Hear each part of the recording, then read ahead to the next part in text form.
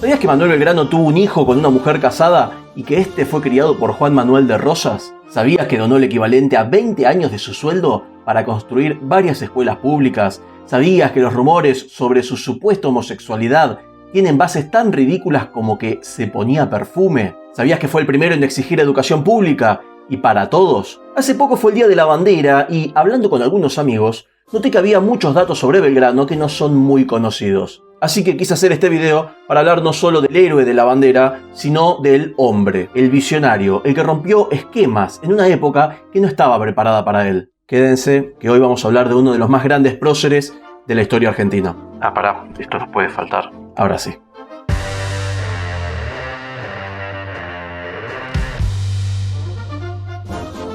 Cada 20 de junio es para todos los argentinos una fecha en la que resuena claramente un nombre, Manuel Belgrano. Ese es el Día de la Bandera, sí, porque recordamos quién fue su creador, pero además uno de los arquitectos fundamentales de nuestra nación, y lo hacemos en la fecha que fue su nacimiento, que fue en 1820. Pero Belgrano fue mucho más que el artífice de nuestra insignia patria. Fue abogado, economista, admirador de Adam Smith, periodista, diplomático y, por capricho del destino, un general militar que luchó contra su propia vocación, por la unidad nacional y por la libertad de todos nosotros. Para aquellos que quizás están viendo este video desde otras partes del mundo, déjenme hablarles de la magnitud de este hombre. Manuel Belgrano es, junto a José de San Martín, uno de los pilares fundamentales de lo que hoy es Argentina y la independencia sudamericana. Lideró ejércitos, fundó periódicos, diseñó planes económicos para una nación que aún no existía y soñó con un país justo, próspero y educado. Su figura es sinónimo de altruismo, de compromiso, de valentía y de una visión de futuro que incluso hoy nos sigue inspirando. Pero, como les prometí al principio, hoy vamos a ir más allá del bronce y de los manuales escolares. Vamos a desenterrar algunos datos de la vida de Belgrano que quizás no conocías, detalles que lo humanizan, que lo hacen más cercano y al mismo tiempo más grande. Prepárense para conocer al Belgrano que desafió las convenciones de su tiempo.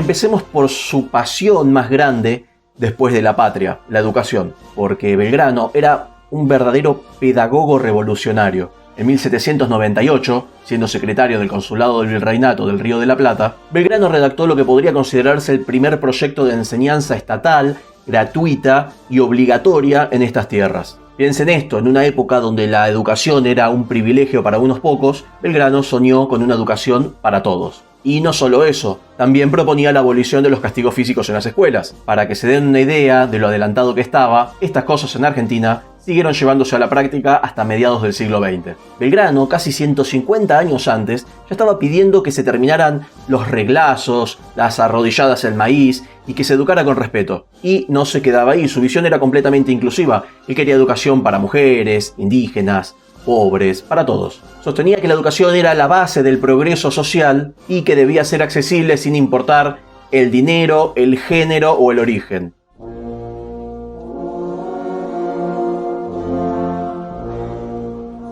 Y hablando de la inclusión del género femenino, Belgrano no se quedó únicamente con el rubro educativo. Durante la vida de este prócer vemos una coherencia en su respeto por el valor de las mujeres. Belgrano fue el único militar de su tiempo en nombrar mujeres capitanas en su ejército. ¿Escucharon bien? Mientras otros generales relegaban a las mujeres a roles de apoyo, Belgrano las puso al frente de la batalla. Hablamos de figuras legendarias como la capitana Martina Silva de Gurruchaga, la teniente coronel Juana Azurduy, o la del billete de 10.000 pesos, María Remedios del Valle, la llamada Madre de la Patria, quien no solo asistía a los heridos, sino que además luchaba codo a codo con los soldados, al punto de ser herida en batalla, e incluso fue prisionera, pero logró escapar y pudo volver junto a Belgrano para poder seguir peleando por la nación. Retomando, esto nos habla de un Belgrano que no solo habla y predica sobre igualdad, sino que la lleva a la práctica en el campo de batalla, reconociendo el coraje y la capacidad que podían tener las mujeres en un contexto que sí realmente era muy machista.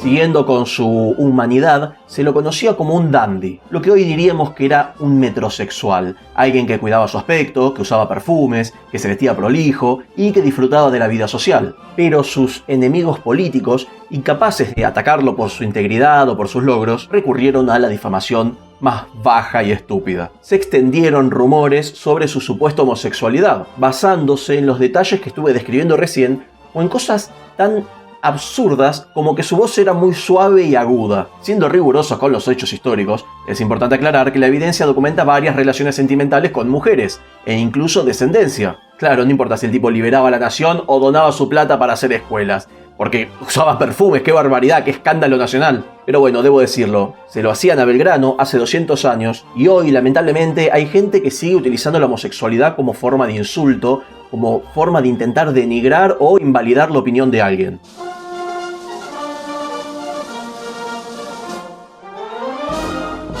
Y ya que les hablaba de su intimidad y de su descendencia, hablemos un poco más de su vida íntima, esa de la que no se sabe tanto. Entre otras mujeres, Belgrano tuvo un amor secreto, una relación apasionada con María Josefa Ezcurra, una mujer casada que luego sería cuñada de Juan Manuel de Rosas.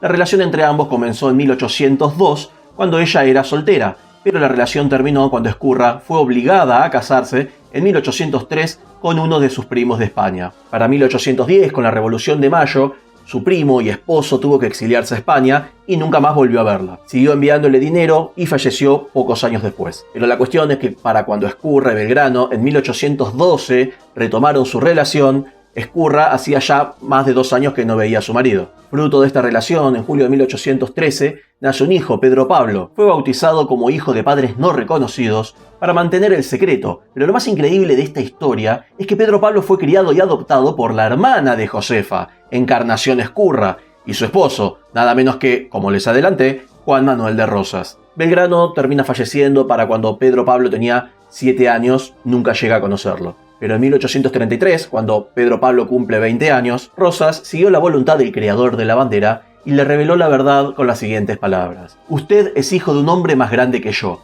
que se llamaba Manuel Belgrano. Después de esto, el muchacho pasó a llamarse Pedro Pablo Rosas y Belgrano. Tuvo una vida destacada, fue juez de paz en la Ciudad Azul, en provincia de Buenos Aires, y llegó a ser coronel de caballería, dirigiendo el fuerte San Serapio Mártir. Pero, siguiendo con la descendencia, Belgrano tuvo otra hija, Manuela Mónica del Corazón de Jesús Belgrano Helguero. Nació en Tucumán el 9 de abril de 1819, poco antes de la muerte de su padre, fruto de su relación con María Dolores Helguero. Belgrano finalmente no pudo quedarse con ellas porque el deber lo llamó a marchar con el ejército hacia Santa Fe y luego hacia Córdoba. Su salud empeoró rápidamente, renunció a sus cargos militares y falleció poco después. Las razones por las que no terminó casándose con María Dolores son motivos de especulación. Quizás su enfermedad terminal o tal vez la diferencia de edad, se llevaban 28 años, a lo mejor las constantes expediciones militares de Manuel Belgrano o, bueno, simplemente no tenía ganas de casarse. Lo que sí sabemos es que antes de morir, Belgrano le encargó a su hermano, Domingo, sacerdote de Buenos Aires,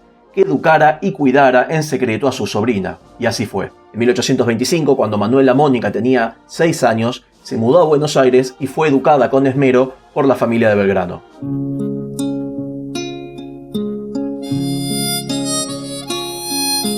Pero este hombre, este gigante que soñó con un país libre, justo y educado, ¿cómo terminó sus días? La historia a veces es cruel y con Belgrano no fue la excepción.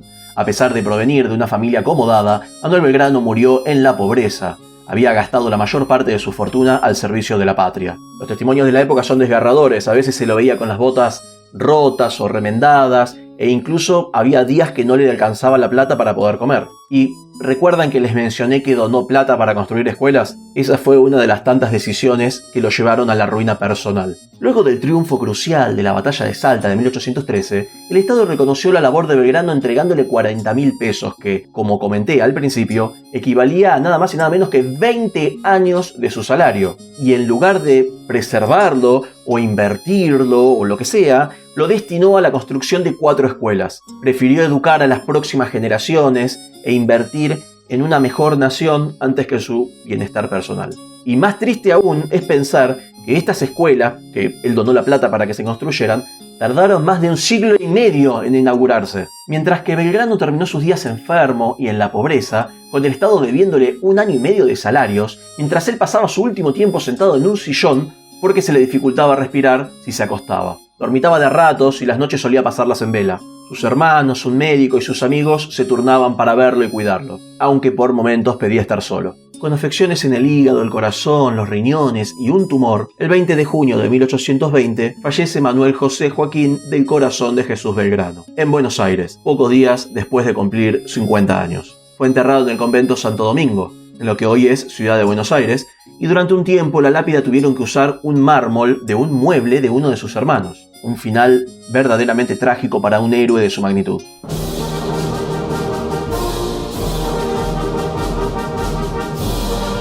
Pero hubo alguien que sí lo recordó y lo honró públicamente: José de San Martín. La relación entre San Martín y Belgrano es uno de los capítulos más fascinantes de nuestra historia. Una verdadera lección de camaradería y de afecto mutuo entre dos gigantes. Cuando se encontraron por primera vez en la posta de Algarrobos, no en Yatasto, en Salta, la admiración fue inmediata. San Martín, que volvió de Europa, reconoció en Belgrano, según decía él, la figura más importante de la causa revolucionaria del Río de la Plata. Incluso lo defendió públicamente cuando era criticado, llegando a decir que era lo mejor que tenía América del Sur.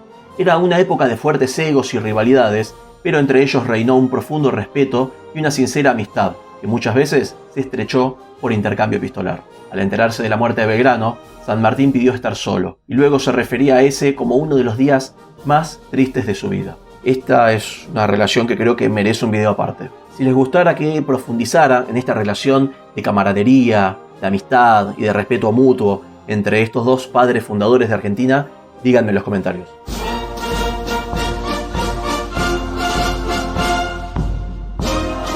Este fue apenas un pequeño recorrido entre algunos de los datos menos conocidos sobre este prócer. Un hombre que fue mucho más que el creador de nuestra bandera. Un intelectual brillante, un general valiente, un pedagogo revolucionario, un estratega militar a pesar de no ser su vocación, un patriota altruista y un ser humano con pasiones, sacrificios y una vida íntima compleja, a menudo silenciada por la historia oficial. Belgrano nos enseñó que a veces los héroes no son figuras inmaculadas de bronce, sino personas de carne y hueso, con sus luces y sus sombras, pero con una visión y un compromiso inquebrantable en el futuro de una nación. Su legado sigue vivo en la soberanía nacional, en cada aula, en cada argentino y en cada bandera que flamea con orgullo. Y mientras en la escuela nos enseñan a repetir y memorizamos que Belgrano fue el creador de la bandera, también a veces nos olvidamos que murió olvidado, sentado en un sillón, sin un mango, mientras el Estado le debía 18 meses de sueldo y él estaba adolorido, enfermo,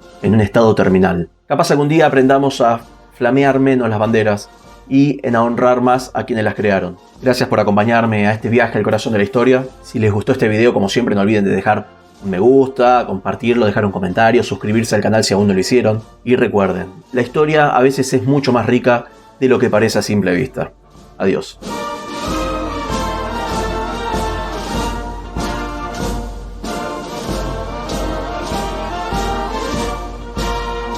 Una verdadera lección de camaradería.